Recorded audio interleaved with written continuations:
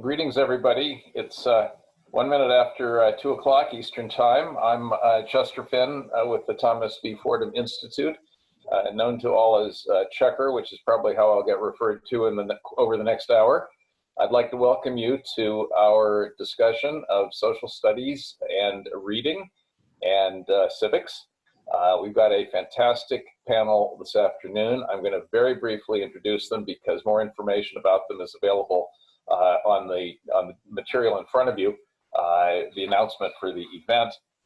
We are being joined by Fordham's Associate Director of Research, Adam Tyner, who co-authored this excellent recent Fordham study called Social Studies, Instruction, and Reading Comprehension, Evidence from the Early Childhood Longitudinal Study. It was Adam's study that actually triggered the creation of this event. We are joined as well by E.D. Hirsch Jr., known to the world, to his friends as Don, Professor Emeritus at the University of Virginia, author of many, many books on this topic, including most recently a wonderful book called How to Educate a Citizen. I'm going to hold up my copy as best I can in front of the camera, and Don's going to be talking a bit about that. We are joined by Devin James, a history social studies teacher in grades 5 and 6 at the Center City Public Charter Schools in Washington, D.C. We are joined by Stephanie Wagger, President of the National Council for the Social Studies and Social Studies Consultant for the Iowa State Department of Education. We are joined by Raj Vinakota, President of the, until recently, Woodrow Wilson Foundation for Scholars. I'm not sure what it's called today, but I think it's WW. Raj is an old friend with a particular passion for civics education. This is we're going to get into it in 1 second. I'm going to give you a couple of housekeeping tips for those who've joined us this afternoon. Encourage everybody that wants to have a conversation to use the chat feature, the chat box on the Zoom at your leisure, and correspond with each other. If you have a question for the panel, for a panelist preferably, please use the Q&A feature, which you can find at the bottom of your screen. Reserve this for questions that you'd like to pose to one or more of us. My colleague Olivia Piontek from Fordham, who is managing and stage managing and technologically managing this event, is going to be monitoring the Q&A box and will be relaying questions to members of the panel when we get to that part of the conversation. So please, and preferably specify which person on the panel you'd like to have answer your question. If not, Olivia will have to make an educated guess as to who should tackle what. Without further ado and without further introduction, we're going to jump right in with a series of questions and responses that we've previously organized. This will take us half an hour or so, and then we will be open to conversation among ourselves, but also with those who have tuned in for the afternoon. Before I ask the first question of Adam, however, it's a great privilege to give Raj Vinakota an opportunity to, because they're co-hosting this event at the WW Foundation, give Raj an opportunity to kind of greet us all and tell us what they're up to at his unnamed foundation. Raj. Thank you, Checker. Or named foundation in the process of transitioning to a new name, to be announced actually on November 16th. I'd like to thank everyone for joining us for this webinar, and especially Checker, you, Mike Petrilli, everyone over at Fordham, for your constant, diligent focus on the importance of civics, American history, social studies, and the education of all of our students. It's a critical and way too often overlooked area of the K-12 curriculum. And unfortunately, I believe that we're bearing the fruits of that lack of focus, as Don Hirsch has even talked about in his book. And as we celebrate and engage in one of the most critical pieces of civic responsibility this fall and through November 3rd, I and everyone at the WW Foundation can think of no better subject to focus on than our social studies. Our organization, currently called the WW Foundation, formerly the Woodrow Wilson National Fellowship Foundation, is a 75-year-old organization that has played a significant role in shaping higher education. With my coming on board a few years ago, we've expanded that mission so that we're also now focusing on how to rebuild how we develop citizens in our country. And we do this in three distinct ways. We focus and work to support young people to be better citizens. We network civic leaders to ensure a resilient democracy. And we prepare a diverse and responsive next generation of college faculty and educators. All of this work began in 2019 when we released a white paper after a year-long study that was supported by a cross-partisan group of funders to look at the state of civic education and opportunities for strengthening that space. The paper, which was titled From Civic Education to a Civic Learning Ecosystem, a Landscape Analysis and Case for Collaboration, posited that development of civic knowledge, skills, dispositions, and capacities needed by every person in this country took place in multiple venues. So definitely in schools, but also after school, home, online, and in our communities. And that it took place from an early age. Yet this work of civic development lacked a common identity, strong grassroots support, lacked a robust research agenda, standards of practice, and suffered from a lack of public and private funds to achieve the critical outcomes needed for our nation. Only a sustained, deep, and cross-partisan commitment of time, networks, and funding would get us where we wanted to be. And we hope that that white paper and subsequent convenings of diverse and broad funding community and leaders in the space could jumpstart this work. So where do we see this work of social studies fitting into this much broader conception of civic learning? Well, Don Hirsch really put it best when he eloquently said that schooling in a democracy is just not schooling, it's also citizen making. And citizen making is not the sole responsibility of schools, but schools as a common force for good in our education systems need to be a critical platform where young people can learn, engage productively in our nation's progress. And I'm especially excited to also learn from Adam Tyner to see about how social studies is not only a critical part of that, but also in helping education overall. And so we're excited to be here with the Fordham Institute and in supporting this panel and all the work around citizen development, civic education, and civic learning. And I'm looking forward to handing it back to you, Checker, and to the panel. Thank you very much. Raj, that was terrific. And let me add for everybody watching that I've rarely seen anybody work as diligently and as with such a broad base as Raj did on that white paper on the civic ecosystem. It's well worth your, if you care about this very important topic, it's well worth your having a look at. We're going to turn now to Adam and a couple questions that we have prepared for him, intended to give him a chance to give viewers sort of the gist of this very good study that he and Sarah co-authored for Fordham. It's been getting quite a lot of attention. And so, Adam, answer this. Your study seems to connect two elements of schooling that don't usually get joined, at least not at the same time. In a nutshell, what is the connection between social studies instruction in the early grades and reading comprehension? That's the excitement of the study, and it's been getting a lot of attention. So how'd you connect them? Thanks, Checker. Yeah, let me step back for just a second and talk a little bit about the study and how we did it. I mean, we've had this idea for a while, I think based on a lot of ideas that were generated by Don Hirsch and by others about a connection between knowledge and literacy. And we had the idea that maybe if we were able to have data on classrooms and the kind of classroom instruction that happens in elementary school classrooms and what subjects are focused on, that we might be able to see if some are particularly content rich or if some subjects are particularly correlated, having more time in those subjects is correlated with greater reading gains. And so what we did is we used this federal data set that is an unbelievable resource. It's the ECLS-K data set. It has data on many thousands of students, and it has just unbelievable amounts of sources of data are just incredible because there are surveys of teachers, surveys of administrators, surveys of parents. There are assessments of the students, many assessments starting in kindergarten, and then it tracks a cohort of students all the way from kindergarten through 5th grade. We have the data through 5th grade at this point. And what we attempted to do is exactly what you said. We tried to look at how instructional time was related to reading growth, because we have reading outcomes from kindergarten and we have them from 5th grade, and so we could track progress.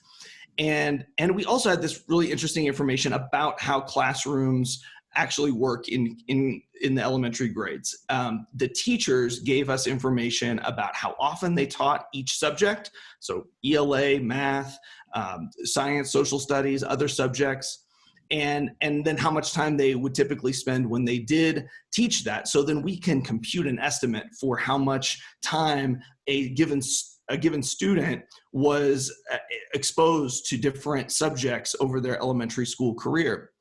And what we found was two things. What descriptively we found that, and this has been found in many other studies, but we found that ELA time, English language arts time, is predominant in those early grades. It's about 40% of the total amount of instructional time, about 2 hours per day, is spent on ELA. While math is second, and there's almost an hour and a half of math on average in the elementary school classroom, science and social studies get less than half an hour a day on average in the classrooms that are in this nationally representative survey. So descriptively, we find that ELA is predominant. But then we went and tried to connect the amount of classroom instructional time spent on these different subjects with that reading progress measure that we were able to generate for each student. What we found is that only social studies was statistically significantly connected to growth in literacy, in progress in literacy over that period. Even ELA time, and of course we're only able to look at the kind of the marginal time because this is observational data. We're just looking at how much exposure these students had, but the marginal ELA time was not connected with additional reading gains. And remember, we're controlling for how good a students these were in reading in the early grades. So this isn't just about like, worse readers needing more ELA time or something, because we've controlled for that. So we find this connection between ELA and social studies that was really, it kind of substantiated some of the theories that, that went into generating these hypotheses, we feel. And it was really an interesting finding to find that connection between social studies and literacy growth. Fantastic. So the social studies time spent averaged how much in the elementary grades in your data? The teachers reported an average of 28 minutes per day on social studies. And so you looked to see whether when that got bigger, literacy improved. Am I getting That's exactly right? That's exactly right. The students who were exposed to more social studies, exactly, they improved more quickly at literacy over that period. That's correct. And the literacy outcome there is from 5th grade? Is that That's right. But 5th grade literacy was better if there was more time spent on social studies in the grades before that. That's right. Okay.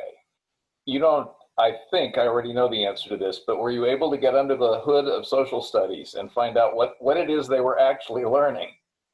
Unfortunately, this is, such rich data that captures a nationally representative, sample of students. It really is a powerful data source, but it has its limits. And we don't know about the content of any of those subjects, whether it's ELA or social studies or any other subject. We just know about the amount of time that teachers reported spending. So there's a rich resource for further, discussion in this hour, but also further research when we have the opportunity. What about the other subjects that are commonly thought of as content subjects, like science, arts? No effect on literacy?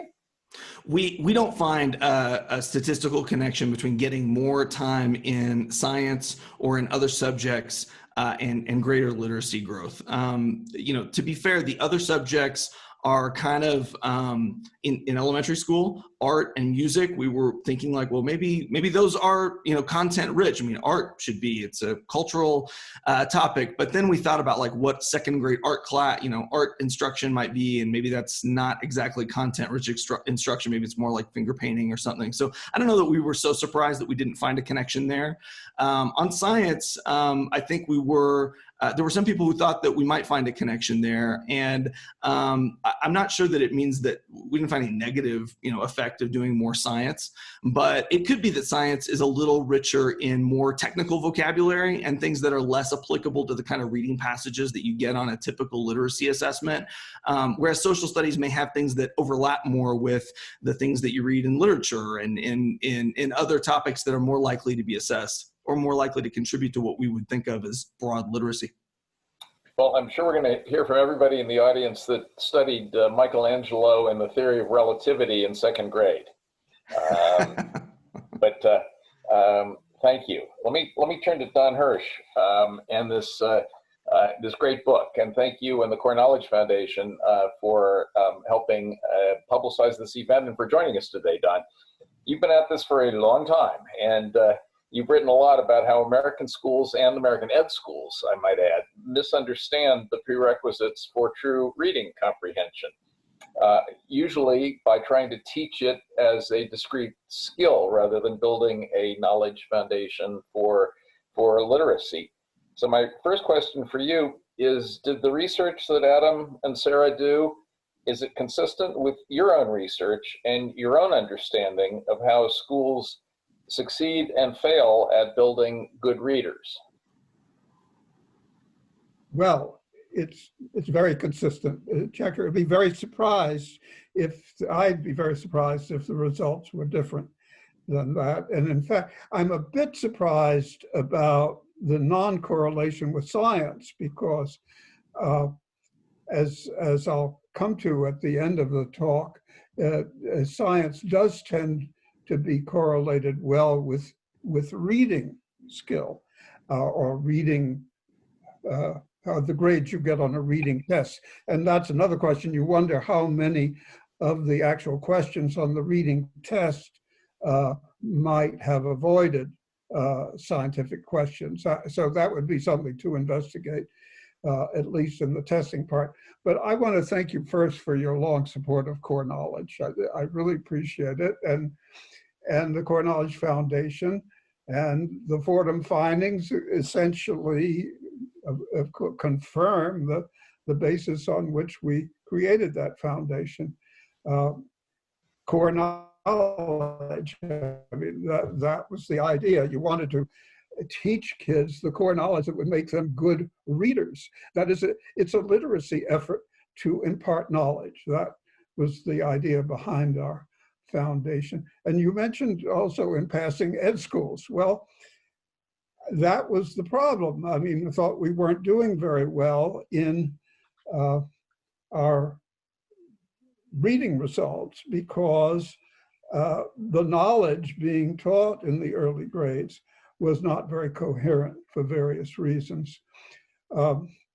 Back in the late 1980s when it was founded, cognitive psychology was, its very recent finding was that American ed schools were telling our teachers some incorrect notions about reading.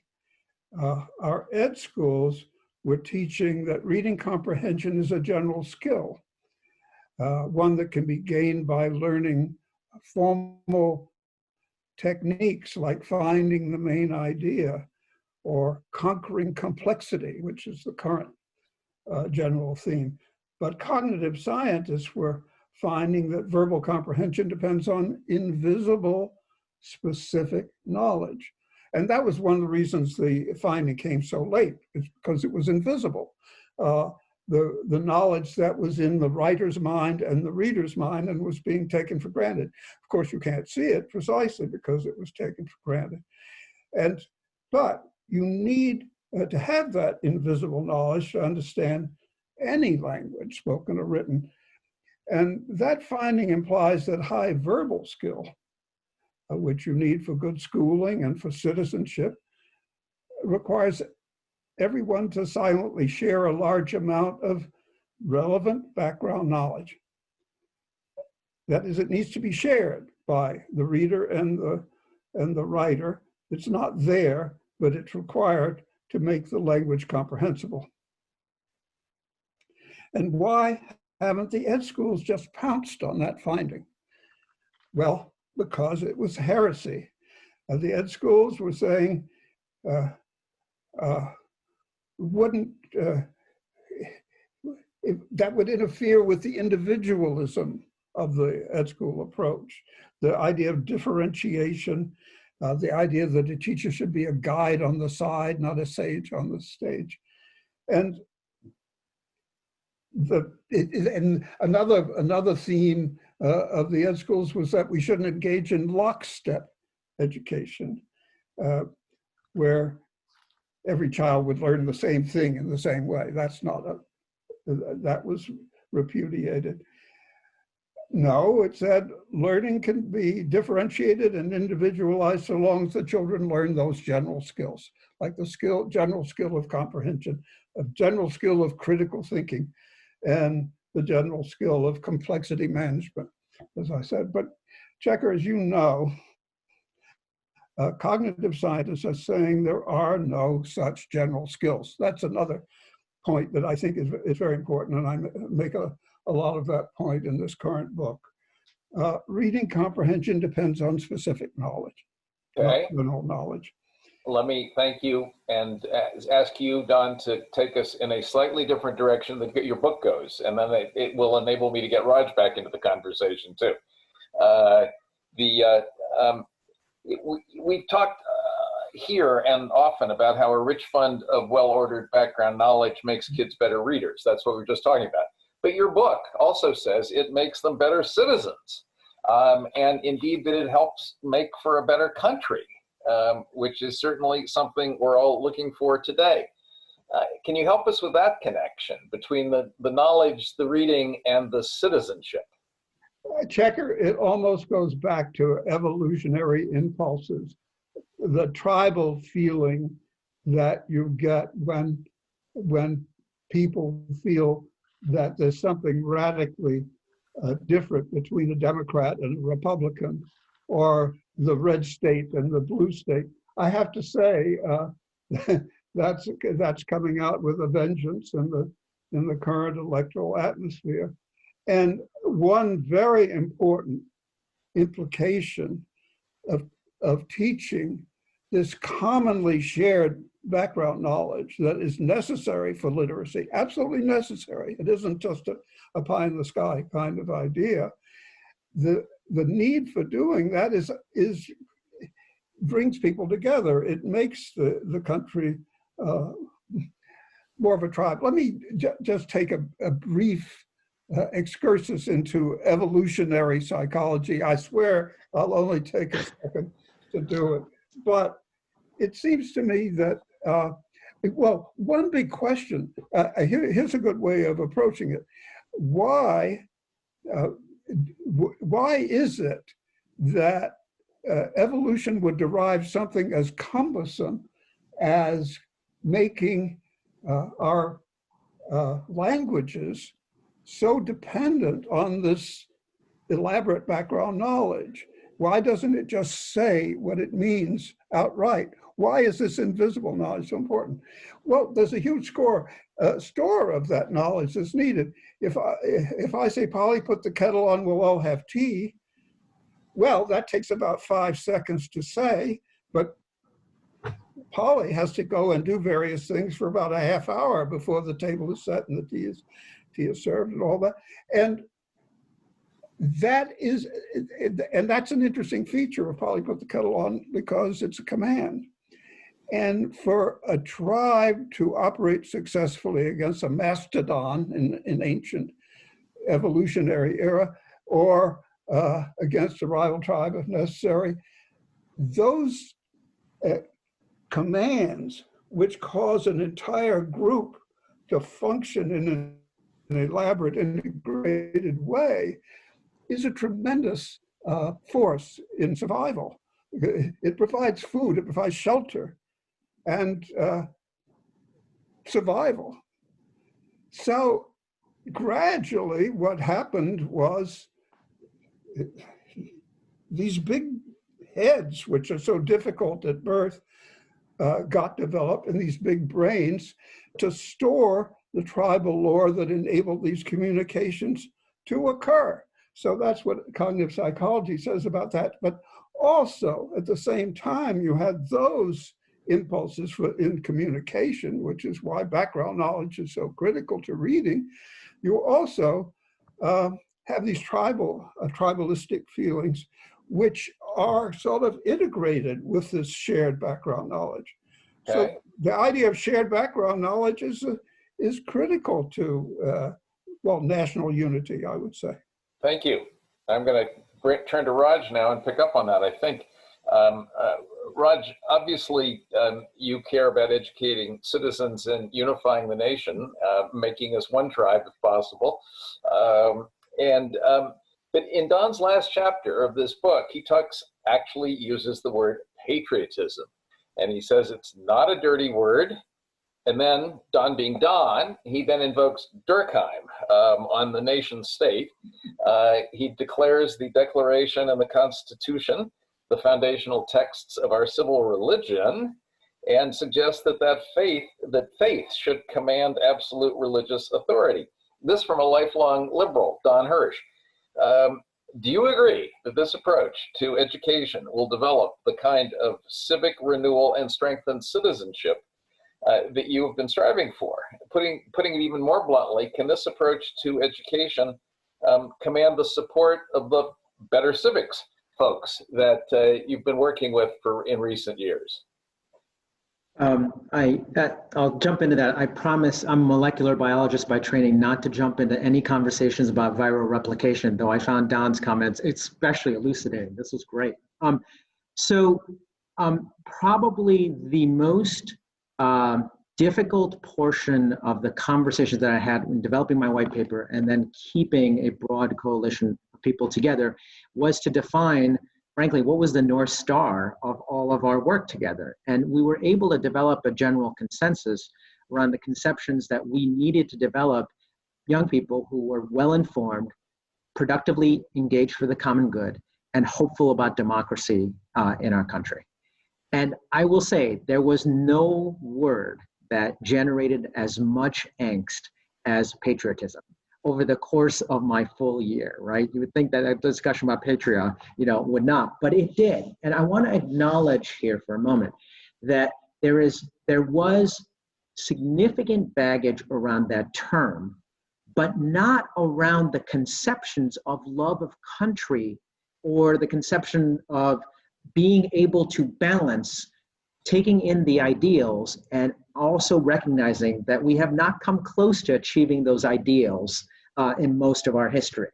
And so the reason why, there's significant debate around patriotism, you might be actually able to separate from the definition of patriotism, which people do actually come around love of country. I'm also aware of a number of other projects that are happening over the course of time right now, right? Checker, you're certainly aware about the Educating for American Democracy Initiative, our Common Purpose work, and so on, that are also struggling with this issue. And yet they will say that love of country is not something that, when you get to that terminology, use those words, actually is not a deal breaker. So that to me was a significant step forward. We can then figure out how to think about patriotism and the baggage it seems to have along with it and separate it out. That's interesting. That's interesting. We may have a word that has become loaded, whereas the concept underlying it is widely accepted. That's right. That is what I found from my work. That's interesting. That is very interesting. Stephanie, I'm going to move to you now, and thanks again for joining us today. I want to see if you can help us get under the hood a little bit of that mysterious vehicle that Adam was driving. As you know, his database, and Sarah's, is grades K-5, and their main outcome measure is 5th grade reading proficiency, as we were talking, literacy. They found, as we just heard, that more time on social studies in those grades makes for better readers, but doesn't look like they could get under the hood. So what's really going on in classrooms during that time that might make a difference? So what can you and maybe the National Council for the Social Studies tell us about the actual content of elementary school social studies in this country today? Is there any unity to it, or are we talking about a mishmash that depends totally on choices made by individual schools and individual teachers? Yeah, thanks for having me. And I think it's a great question. It's a hard question to answer. I think first I want to say, it's a tricky question, because my observations is that there really is very little social studies sometimes, especially at the K-3 level. And I think oftentimes because of this incorrect assumption that we have to teach them to read before they can read to learn. At least that's been told to me several times. And so I think that's one thing to kind of keep in mind, that oftentimes elementary is segregated a little bit into early elementary versus later elementary, at least from observations. I think when social studies is taught, the content seems to really vary very widely, right? Sometimes I use the word fluffy. I see some fluffy content, which isn't very official, but sometimes it's very reduced to, we colored a worksheet about Martin Luther King for Black History Month. We did a, diorama. We created like kind of an arts and crafts project, kind of these one-off kinds of things. And even last night, it was perfect timing. A friend of mine texted me a picture of an assignment that her niece had been asked to do, which was a word scramble for thinking about the kind of industries in different states. Her niece was studying, I think, regions of the United States in 4th grade. And literally the assignment was unscrambling words about industries in states. So certainly not the kind of deep and sustained learning that we know, students need in those examples. But of course, on the flip side, I've seen the exact opposite, right? I've seen amazing social studies education where kindergartners are analyzing, primary source texts and images, and developing arguments about, an inquiry that they're working on. So I think you see sometimes these two extremes. So definitely the mishmash, and I think it often is very teacher dependent as well. And I think why we see that mishmash sometimes is because of the lack of accountability, where oftentimes reading and math have some accountability attached to it. We don't see that same accountability in social studies virtually in any state. So I think it is very teacher dependent. And if no one's pushing for it to be taught, no administrator, or in this example, then we tend to see it taught very little or not at all. Yeah, let's go to the accountability point and the time spent point. And we certainly do, as a country, put a lot of emphasis on reading scores and math scores. I spent a few years on the State Board of Ed in Maryland, and we spent a lot of time talking about reading and math, and the tests and the standards and so forth. We didn't spend very much time talking about social studies, or science for that matter, but a little more on science because they're a federal requirement for science, actually. Right. First of all, do you believe the 28 minutes, or does that sound like a large number to you?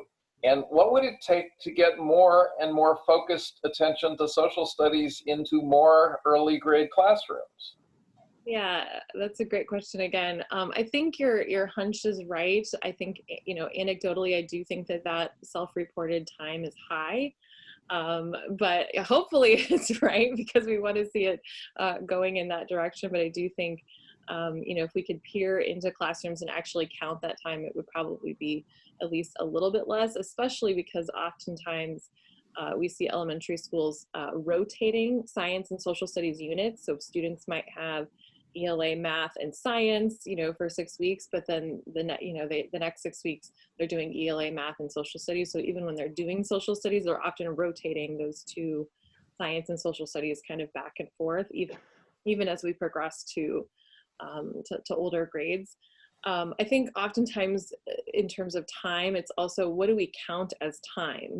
Do we count, okay, we read a text kind of as a one-off about kind of a social studies related topic, and does that count as time? Or are we really doing, what I would call doing social studies in a sustained way? And does that count as that time? I think, why is it so little? I mean, I spend, I think, hours of my day thinking about this question, because it's really frustrating, at least to us social studies folks, why this isn't an obvious thing. Why not only from a citizenship perspective, but from a reading perspective. And I think there's a lot of factors kind of at play. And I think sometimes it's a little bit of a vicious cycle. Certainly accountability is one of those factors. There's also not a multitude of high quality social studies curricula available at the elementary level. There's a few, and we've talked about a few on this call. Lack of access to high quality social studies professional development, certainly at the elementary level, pre-service time, spent in emphasizing this. So it all kind of becomes this endless cycle. But I think, what can we do to get more? I think it's really a hearts and minds kind of question, or kind of answer. Because I think we need to fundamentally think differently about how we approach teaching and learning in elementary school, certainly from a policy perspective, but also from a, kind of that mindset perspective of thinking differently about how we're spending our time, and thinking really about what students do need to be effective citizens and part of the world that we're living in. So I think all of those factors that I talked about we'd need to turn some of those levers in order to see more social studies happening at the elementary level. More and better. More and better. That's right. I remember some of those dioramas from my own childhood in elementary school. Yeah. And I wasn't very good at the paper mache, and I certainly am not sure I got much social studies knowledge content out of that activity. I think my mother probably got more than I did. Exactly. Devin, finally to you, and thank you for joining us today. Help us get under the hood in a real school, if you don't mind, with social studies education. I know your school takes it seriously, and I know you teach the middle grades yourself. But start by telling us what sort of a social studies foundation your kids have or don't have when they arrive in your 5th or 6th grade classroom. What did they learn in elementary school about social studies? And maybe just as important, what did they not learn that you wish they had learned before they got to you? Yeah, so as you mentioned earlier, first, thank you for having me. As a middle grades teacher, I teach 5th and 6th humanities. And so as a teacher, one of the things that I always do is that I connect everything to the standards. So I look at all of the standards, and I look at the standards from K to 5. And so when we look at the social studies standards, the national standards, we notice that they're broken down into a few things. So at the first, whether it's 1st grade, 2nd grade, 3rd grade, all students, they should be engaged in understanding civics, understanding some sort of power, authority, understanding government, understanding geography, understanding economics, history, and then we get to the elements of skills. I think it's important to break down those, the standards, because that then goes into the content that our students are learning. One of the things that's really important is that when our students come into classes, there is it's a blanket knowledge. So as kind of Stephanie alluded to earlier, there's social studies is kind of just broken into timelines, right? Or it's just broken into, can you color? And there isn't a real critical analysis of what's happening. And so I think when we understand and when we look at social studies as really a social science and looking at like a study of behavior, right? It's the study of culture, it's the study of language, and all of those things kind of interwoven together, I think our students would have a better foundation to this idea of citizen making. When we understand that whenever a student comes into my classroom, that the goal is that your life, everything about your life, your space, right? This spatial society, this spatial science, who you are will be better impacted because of what you've learned in our classes. I think that's important. And when we remove that idea of citizen making in the classroom, then we kind of get these,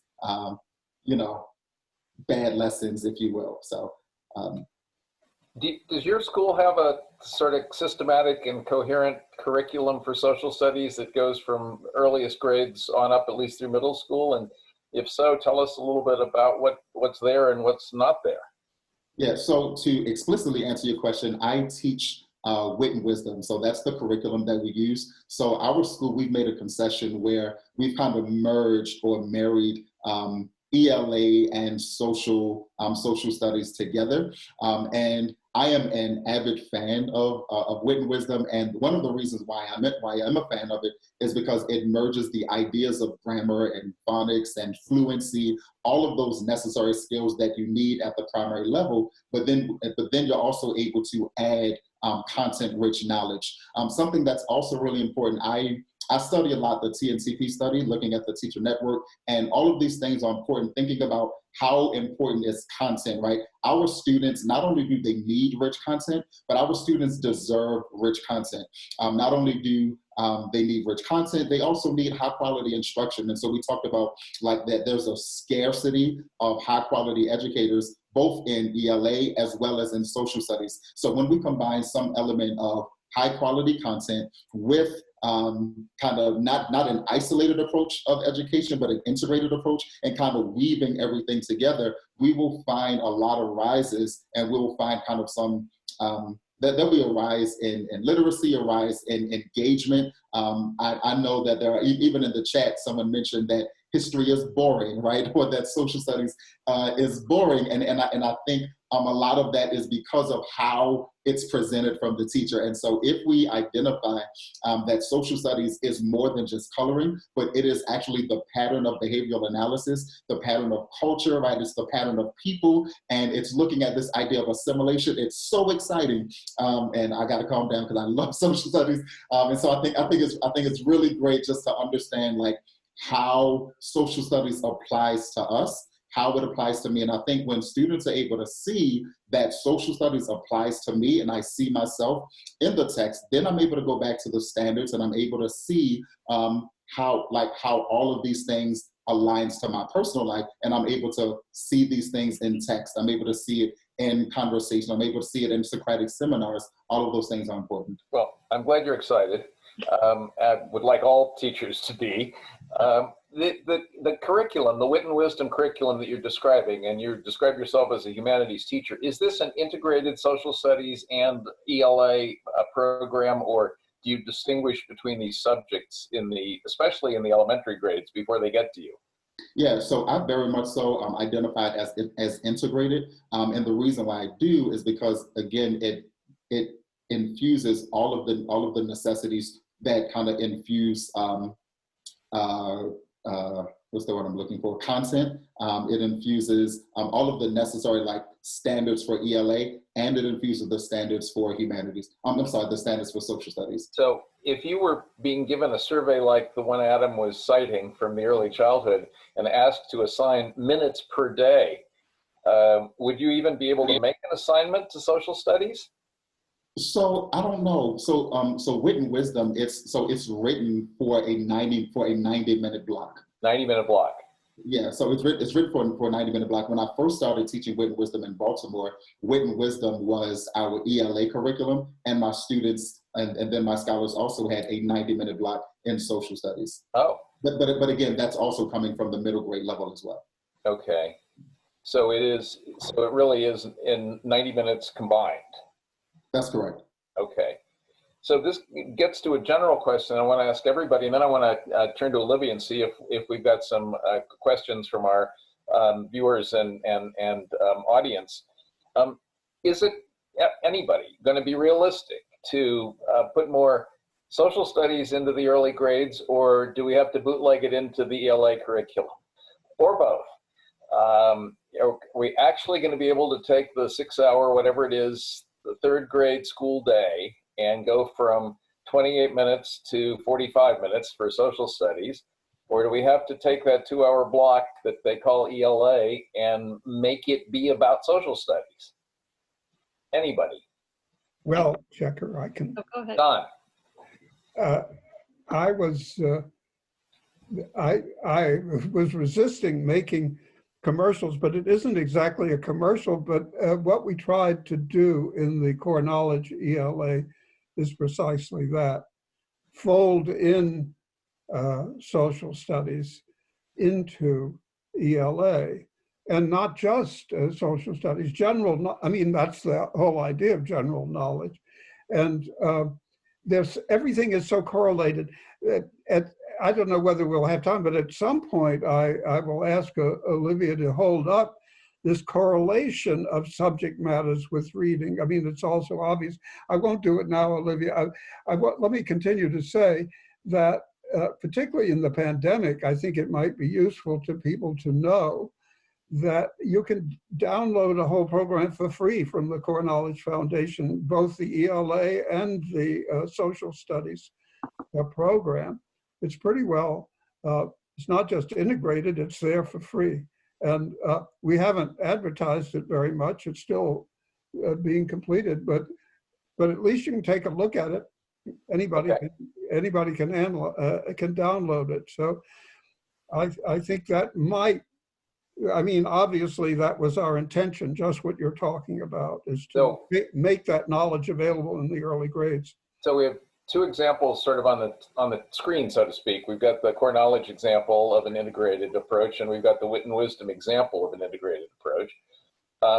Stephanie, I'm guessing there are more besides those, but I'm also wondering whether from a sort of NCSS perspective, do you believe that integrated is the way to go, or do you want to have those 45 minutes dedicated to something called social studies?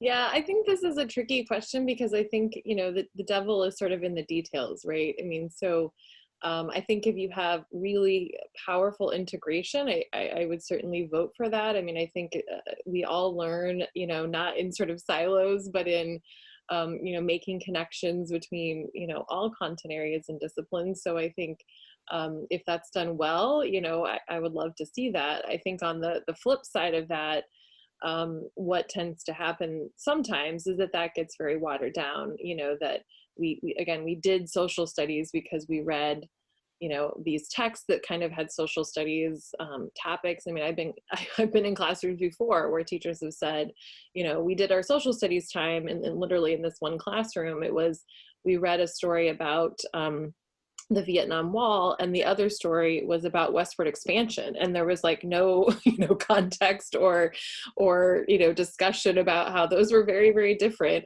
But the teacher was counting that as doing social studies because they had read, you know, those texts. So I think again, just to reiterate, I think it really is about kind of what are you doing during that time, and how are you thinking about, you know, that integration, I think is really critical.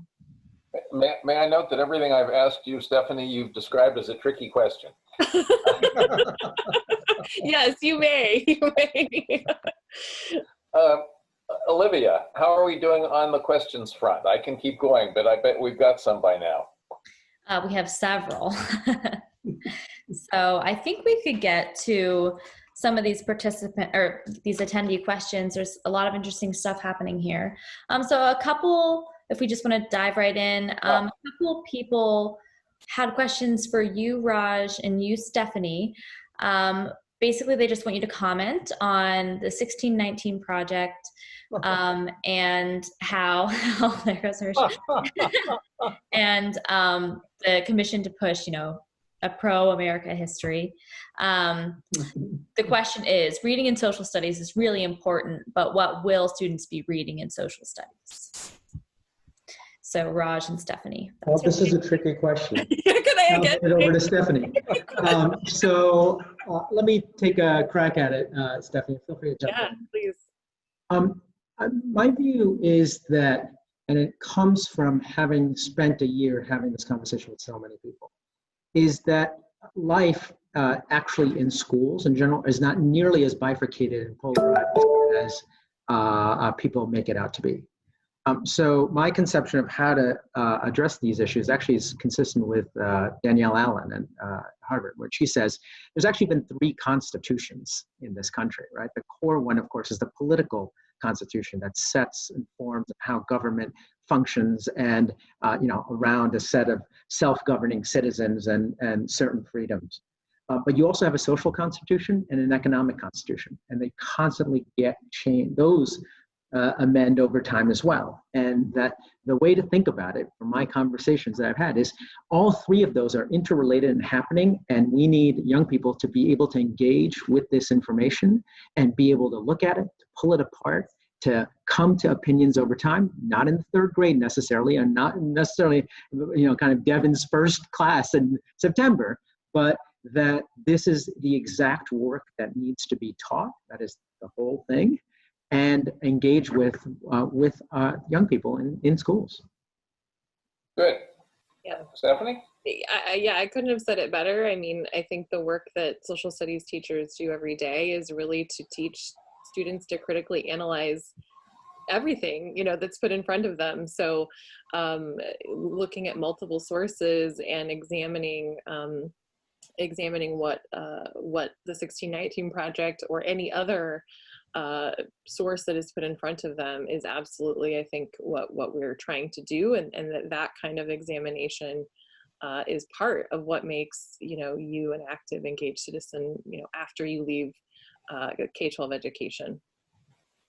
Go ahead, Roger. Can I throw one other thing in, which is my sense is one of the reasons this is so difficult is that so much is being asked of teachers to meet so many demands that they're going to be pulling from what gets in front of them, right? Unless you've got someone like Don Hirsch and you've got a really well-developed curriculum and program, to Stephanie's point, and PD, and that it's done in a very thoughtful way. And so I think the concern that people have, which is, hey, you know, the New York Times is sending this out and putting it in everyone's inbox, would only be a concern if it was thought of in a vacuum, right? And sometimes teachers do that. They pull it because that's the thing they can focus on. They've got so many demands on their time, they just go teach that.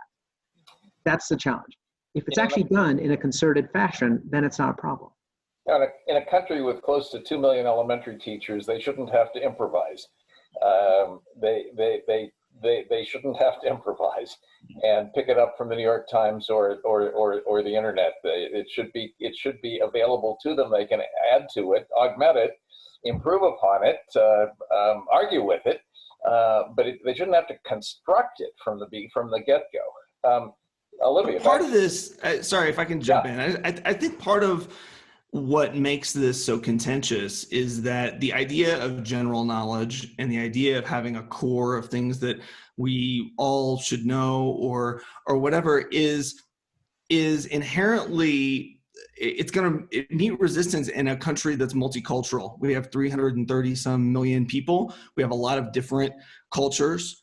And I think that part of what, you know, makes this a difficult question is just that, you know, is there really just one set? You know, is there one knowledge that we need to know? Because I think a lot of people hear that and they think, actually, I think they think that's like white knowledge, or that's something like that. That's white supremacy or something like that. One thing that Don said in his book, Cultural Literacy, that I thought was interesting was that he said that we needed to learn that core or general knowledge. Many of us are going to learn it as a second language. And that's true among people of all races, I think, because a lot of us grew up maybe in families that didn't read Shakespeare.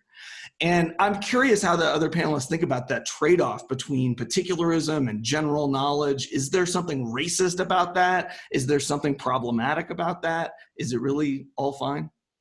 Can I make a comment, Checker? Yes, I hope you'll repeat your point about we're all part of one tribe in evolutionary terms. Well, that's it.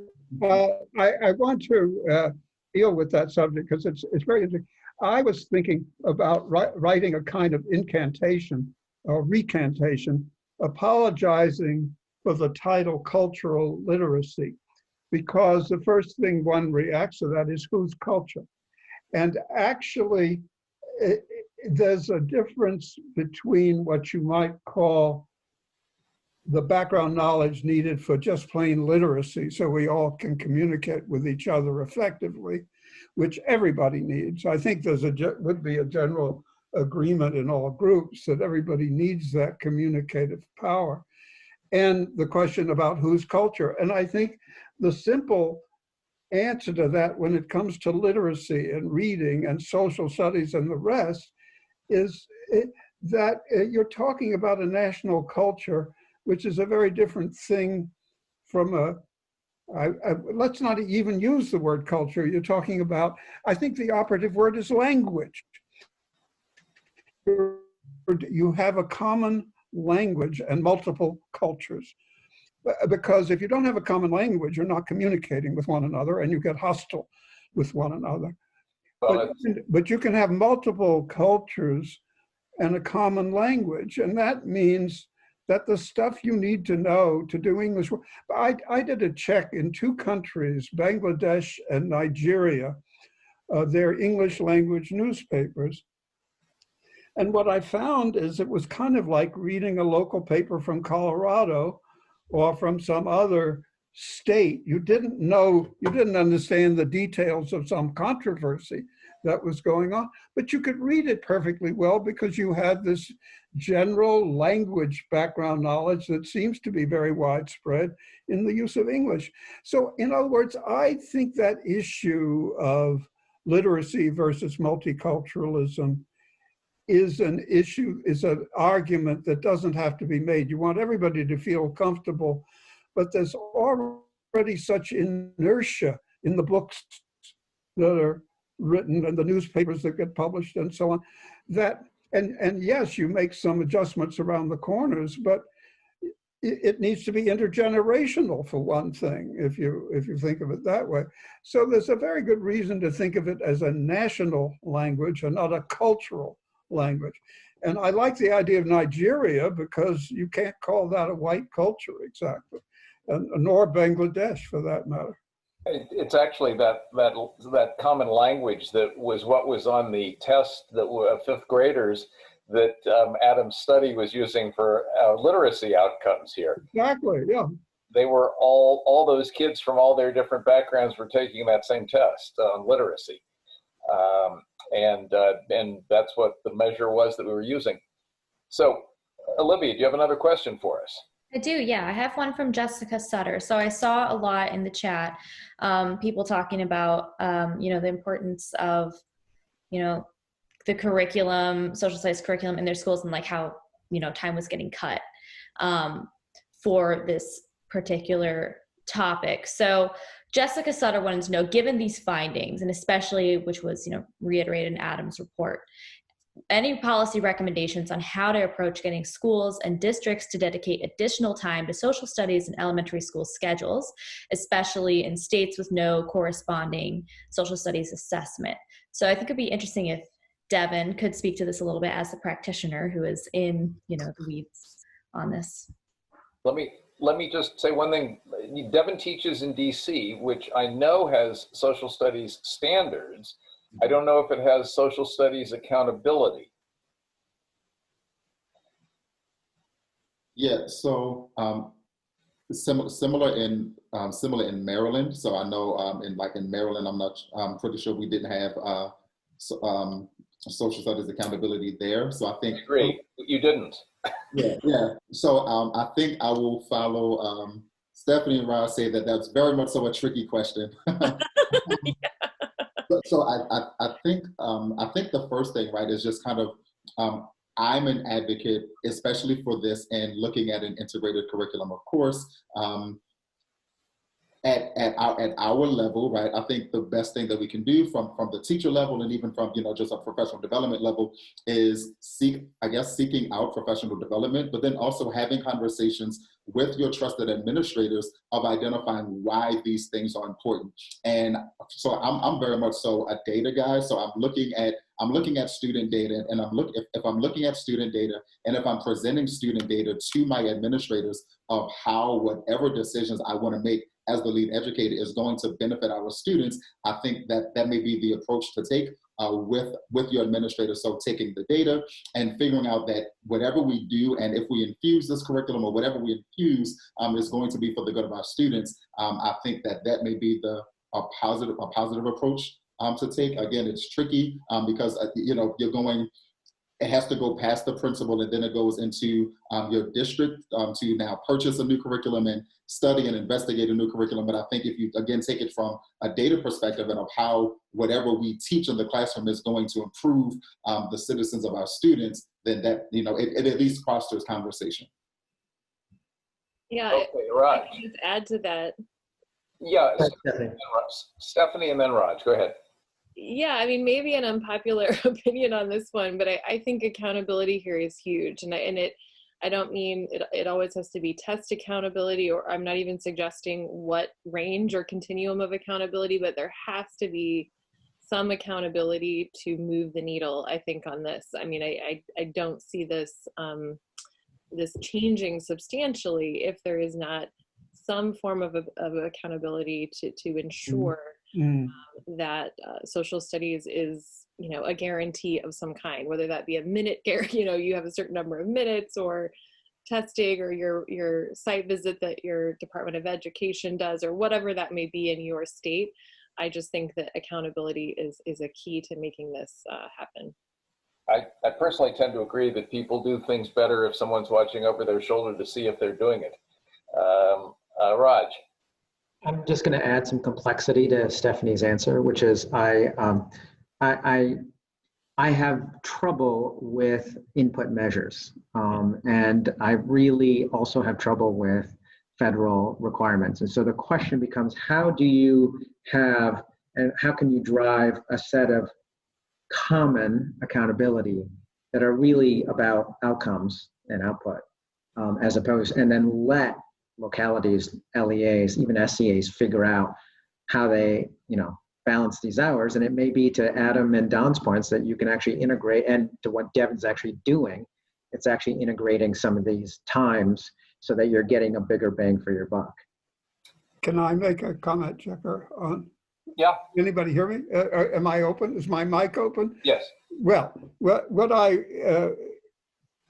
have written about that and think about it is that the state level is the place to, because the states legally have the power to require standards and content.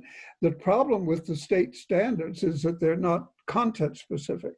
And if you get content specific, in at least with a certain number of topics in a grade, then what happens is that the subject matter gets integrated. That is, you study the same things very often in language arts that you're also studying in social studies, so that it's not just either or. You get a much firmer knowledge base in children because they're getting it from both sides. And in that regard, I'll give a plug to the head of the psychology department at Purdue University. His name is Karpicke. And the reason I remember that name, it's Karpicke, and I think everybody will profit by seeing his work, some of which is published in Science. And that is how important retrieval is, not just repetition of input, but in various courses and places, a student has to retrieve the knowledge, that fixes it much more thoroughly. That's why I can remember his spelling, is because Karpicke is a name I couldn't remember for a long time, and I've just retrieved it so often now that I can remember it. And so I do think that the state level is the place where the public should demand some particularity. Don, you've been doing a lot of retrieving for a long time on a lot of issues.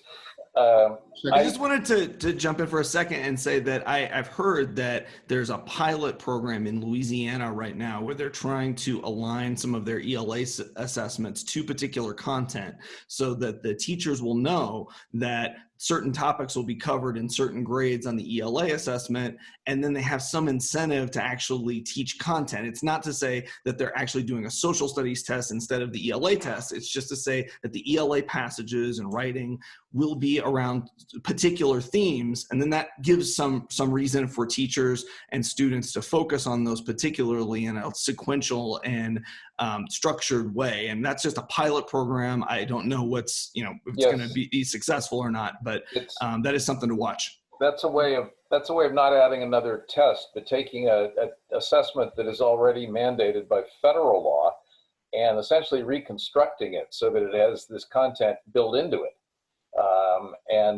I think that makes all kinds of sense.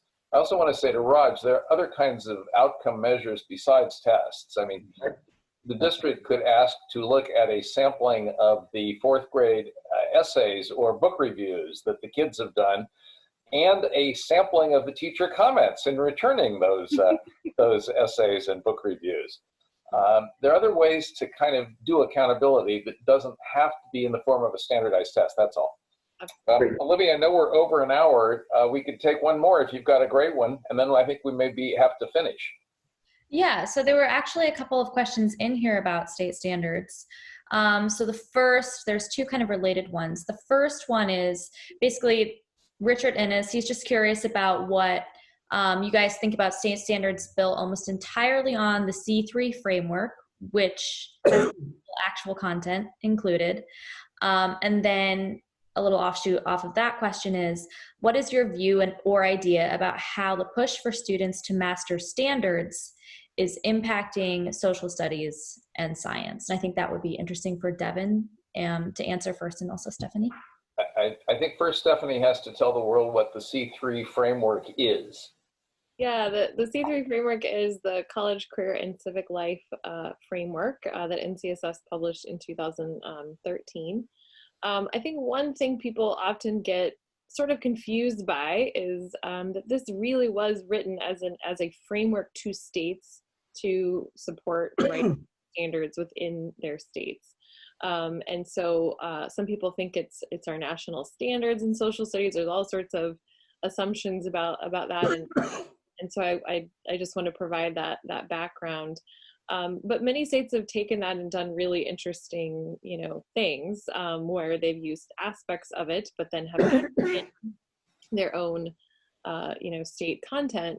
I think looking at it from a, kind of a global perspective to our conversation, right? That is also, I think, one of the negative things sometimes about moving social studies forward, is that everybody in every state has different standards, is trying to create different curricular materials to then meet those standards, and therefore, then sometimes you're not putting your abilities together to move the needle forward. So there's both, pros and cons there, I think.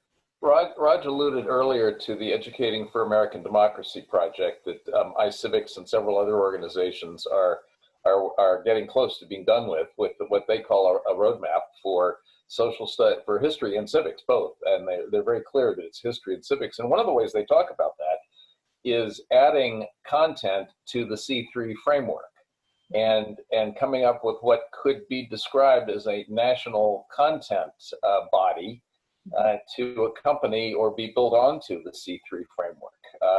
It's more complicated than that, of course, but I think that's a way of thinking. C3 was more about concepts and skills and strategies, and not so much about knowledge. And this iCivics thing is more about knowledge, more about content. So Olivia was directing that last question to Devin, and I interrupted. Do you have a thought on that question? And then we're going to come very close to wrapping up. Yeah, so I think that there has to be a merging between the content and the skills. So I think, in all states, we're kind of pushing this idea of either college or career readiness. And so like looking at those ideas of college and career readiness, I think we have to think about what the standards produce, right? So we're trying to produce well-informed citizens, which was talked about earlier. And then when we're looking at the standards, we want our students to be able to identify and engage with complex texts. But then we also want our students to be able to engage in kind of high academic discourse and have well-informed conversations. And all of those things stem from what I'm reading. And then it also stems from the conversations that I'm having around what I read. So as educators, right, we want our students to be able to read text. We want them to be able to talk about the text, but then we also want our students to be able to write about the text. And so all of those things are standards-based, but not only are they standards-based, they are also lifelong principles, either in career or college readiness. So in forming any type of kind of elocution of conversation, I want to be able to elocute myself through written format, through verbal format, and I think that's really important. So that's kind of my 2 cents there. I think that was a fantastic closing comment for this conversation, folks. We've been at it for an hour and 10 minutes. I'm wowed by the fact that 220 plus people have stuck with us in the audience. I'm grateful to everybody for joining us today for this conversation. I think we haven't begun to finish this topic of how to make better readers and how to make better citizens. And I hope we can all stick with that as we go forward. I'd like to again thank this wonderful panel, Adam and Don and Raj, Stephanie, Devin. And I want to thank Olivia for a lovely job of orchestrating weeks worth of this to get us ready for today. And look forward to resuming this conversation with everybody on the panel, and I hope many of you in the audience as well. So thanks so much for joining us, and enjoy the rest of your Thursday afternoon. Thank you. Thank you.